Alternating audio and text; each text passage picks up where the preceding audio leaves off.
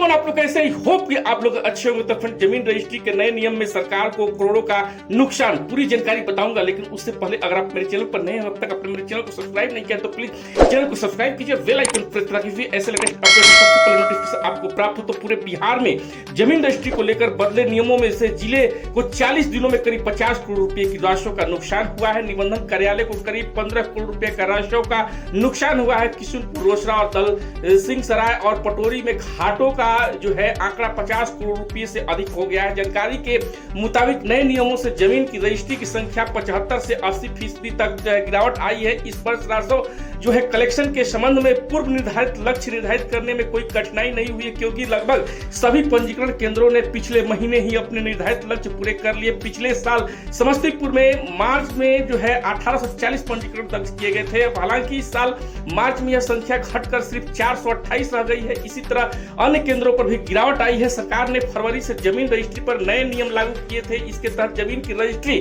तभी होगी जब जमीन अपने नाम पर होगी। इसका मतलब है कि जमा राशि विक्रेता के नाम पर होनी चाहिए। ऐसे में सबसे ज्यादा परेशानी पुश्तैनी जमीन बेचने वाले को हो रही है। अब सबसे पहले आपको जमीन को अपने नाम से दाखिल खारिज कराना होगा, तभी जमीन का निबंधन संभव हो पाएगा। नए नियमों का असर जमीन निबंधन पर पड़ रहा है। इस नए नियम से रजिस्ट्री प्रभावित होने के कारण इन दिनों निबंधन कार्यालय में भीड़ कम है। ज्यादातर समय काउंटर पर बहुत कम लोग नजर आते हैं। इससे पहले लोगों को काउंटर पर लाइन में खड़े दिखे जाते थे। जमीन को खरीद बिक्री को लेकर वह भीड़ इस समय नजर नहीं आ रही है। जिला निबंधन कार्यालय के लिपिकों का कहना है कि जमीन की रजिस्ट्री में जमीन का निबंधन ऑनलाइन करने के तक खेसरा विक्रेता के लिए जमीन का अनिवार्यता किए जाने के कारण जो है इक्का दुक्का लोग ही पर्चा लिखवाने पहुंच रहे हैं। नतीजन वो सारा दिन जो है बैठे रहते हैं। जिले के अन्य रजिस्ट्री कार्यालय में भी यही हाल है। मैं बता दूं कि जिला अवर निबंधक हेमंत कुमार ने कहा है कि नए नियम लागू होने के बाद भूमि निबंधन में गिरावट आई है। इसके पीछे पिछले कुछ दिनों में से जिले में करीब 50 करोड़ रुपए की राशि का नुकसान हुआ। हालांकि इस वर्ष का लक्ष्य पूरा